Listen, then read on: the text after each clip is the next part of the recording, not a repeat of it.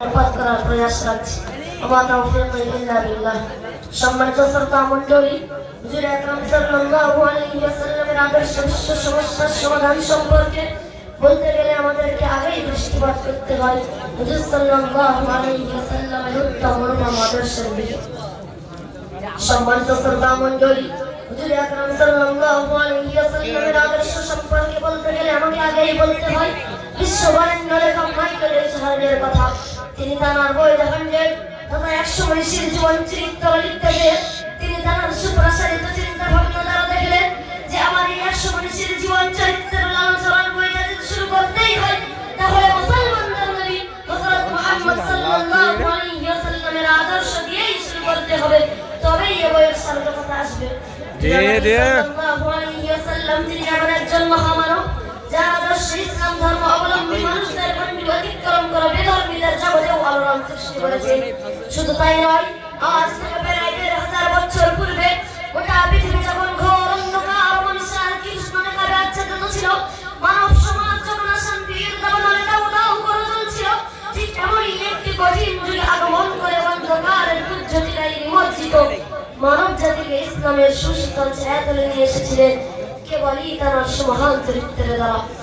চরিত্রের কথা স্বয়ং স্রষ্টা গ্রন্থ নাযিল করে জানিয়েছেন, ইন্নাকা লাআলা খুলুকিন আযীম, অর্থাৎ নিশ্চয়ই আপনার আদর্শ সর্বশ্রেষ্ঠ তথা হে নবী আপনি উত্তম চরিত্রের উপর প্রতিষ্ঠিত। সম্মানিত শ্রোতা মণ্ডলী, প্রিয় নবী সাল্লাল্লাহু আলাইহি ওয়াসাল্লাম তার উত্তম চরিত্রের নিদর্শন দেখিয়েছিলেন তায়েফের মাটিতে। তায়েফের মাটিতে যখন একত্ববাদের কথা প্রচারে গেলেন, নিষ্ঠুর তায়েফবাসীরা হুজুর আকরাম সাল্লাল্লাহু আলাইহি ওয়াসাল্লামের শরীরে এত আঘাত করেছিল যে হুজুর আকরাম সাল্লাল্লাহু আলাইহি ওয়াসাল্লামের শরীর দিয়ে রক্ত ঝরে ঝরে পায়ের জুতা মোবারক এসে জমাট বাঁধল।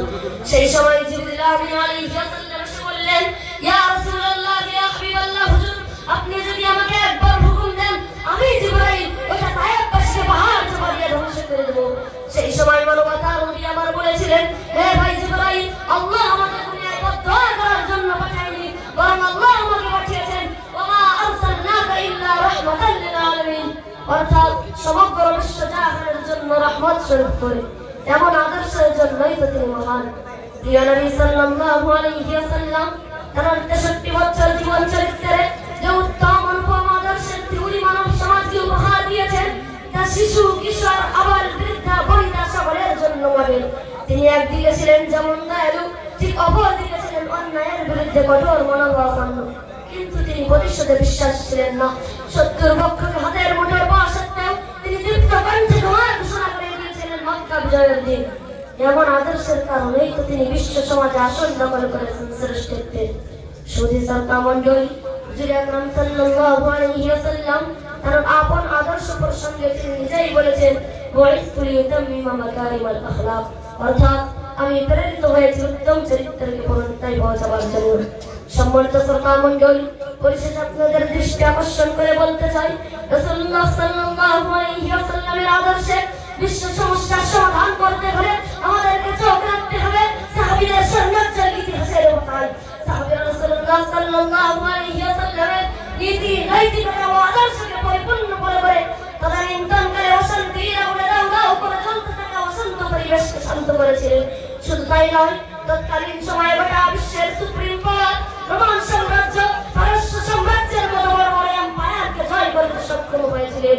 সুতরাং বর্তমান যদি আমরা রাসূলুল্লাহ সাল্লাল্লাহু আলাইহি ওয়াসাল্লামকে পরিপূর্ণ ফলো করতে পারি, সেটা তার ব্যক্তিগত জীবন হোক, আর সমাজ জীবন হোক, আর পারিবারিক জীবন হোক, আর রাষ্ট্রীয় জীবন হোক, প্রতিটি ক্ষেত্রে প্রতিটি জায়গায় রাসূলুল্লাহ সাল্লাল্লাহু আলাইহি ওয়াসাল্লামকে ফলো করার মাধ্যমে বিশ্ব সমস্যার সমাধান সম্ভব, নচেত অন্য কোথাও এর সমাধান সম্ভব না।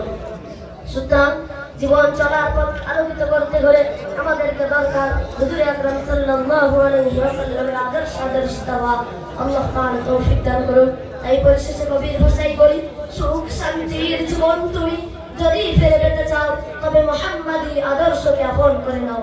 মুহাম্মাদি আদর্শতে গড়বে মহান জাতি, মুহাম্মাদি আদর্শতে গড়বে মহান জাতি, কামিয়াবি দো জাহানে হইবে সুনাম খ্যাতি। ওমা তাওফীকি ইল্লা বিল্লাহ। আল-আন আনা আখতামুল কালাম। আসসালামু আলাইকুম ওয়া রাহমাতুল্লাহ। ওয়া আলাইকুম আসসালাম।